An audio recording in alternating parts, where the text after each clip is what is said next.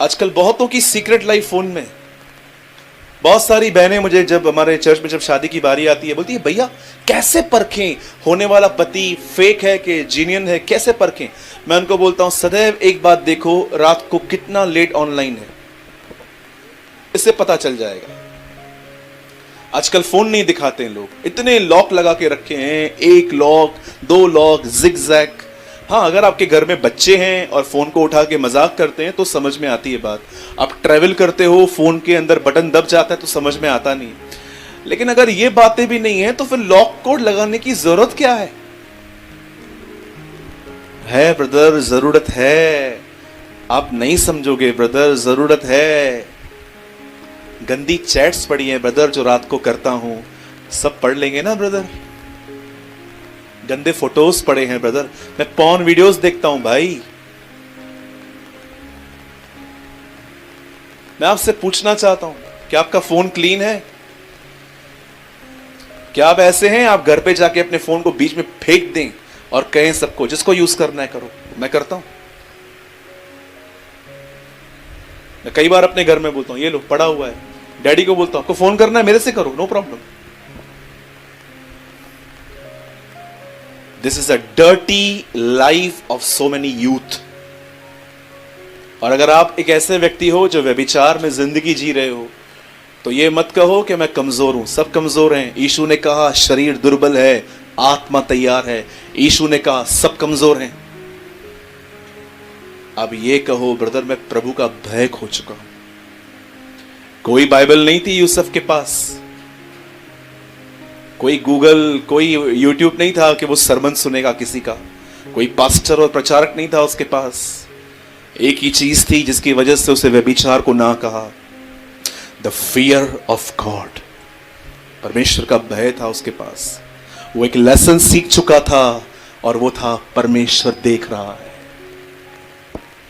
जिस दिन आप ये लेसन सीख गए ना अपने लाइफ में कि मुझे प्रभु देख रहा है, उसके बाद आपकी उंगलियां राइट ट्रैक पे आ जाएंगी। हमारे बड़े बुजुर्ग कहते हैं तेरे पैर राइट ट्रैक पे आने चाहिए। आज मैंने थोड़ा चेंज किया है, आपकी उंगलियां राइट ट्रैक पे आनी चाहिए। है ना? आने वाली जनरेशन को ये देखना 4 उंगलियां आएंगी ही नहीं, सिर्फ अंगूठे ही होंगे। प्रभु जानता है ये 2 ही यूज करते हैं लोग। अभी क्यों एक्स्ट्रा दूं बैठ के?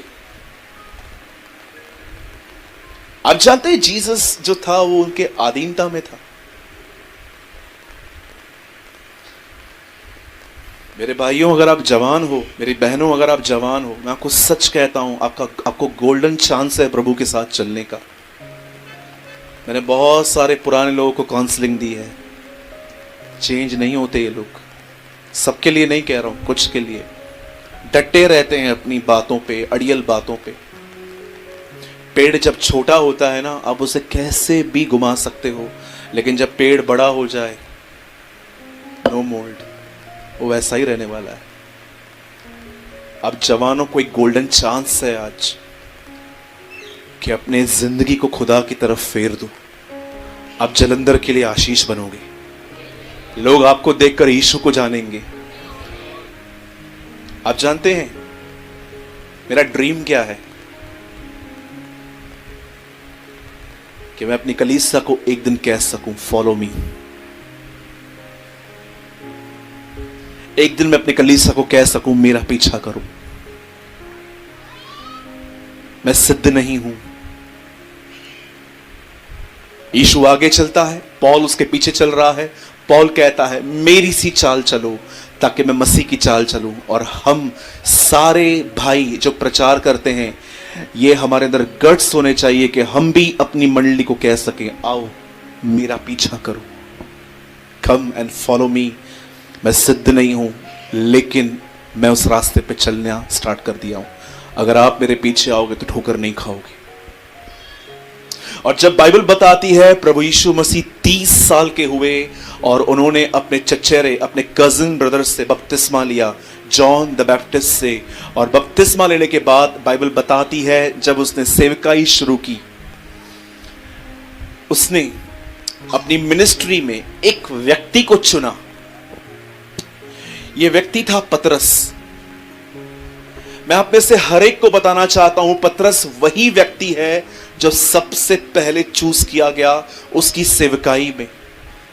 और पतरस को उसने कहा मेरे पीछे हो ले। और पतरस ही वो व्यक्ति है जो पानी पे चला, पतरस ही वो व्यक्ति है जिस पे कलीसिया को बनाया गया, पतरस ही वो व्यक्ति है। कई लोग कहते हैं, रोमन कैथलिक्स कहते हैं पतरस चट्टान है। Wrong, you are 100% wrong. पतरस वो चट्टान नहीं है। पतरस से यीशु ने पूछा लोग मेरे बारे में क्या कहते हैं। पतरस ने कहा कोई तुझे एलिया, कोई तुझे ये, कोई तुझे वो कहता है। तब यीशु ने कहा तू मेरे बारे में क्या कहता है। उसने कहा तू परमेश्वर का पुत्र यीशु है, तू खुदा का बेटा है।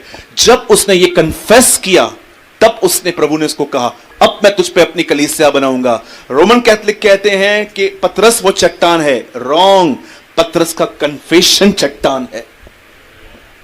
और हर वो व्यक्ति जो ये मानता है कि यीशु खुदा का बेटा है, याद रखिएगा खुदा उस पे अपनी कलीसिया बना सकता है। और बाइबल बताती है पतरस ही वो व्यक्ति है जिसने याईर की बेटी को मुर्दों में से जिंदा होते देखा। वो पानी पे चला और बाइबल ये भी कहती है कि उसके ऊपर प्रतिज्ञा की गई कि वो ही कलीसिया को बनाएगा।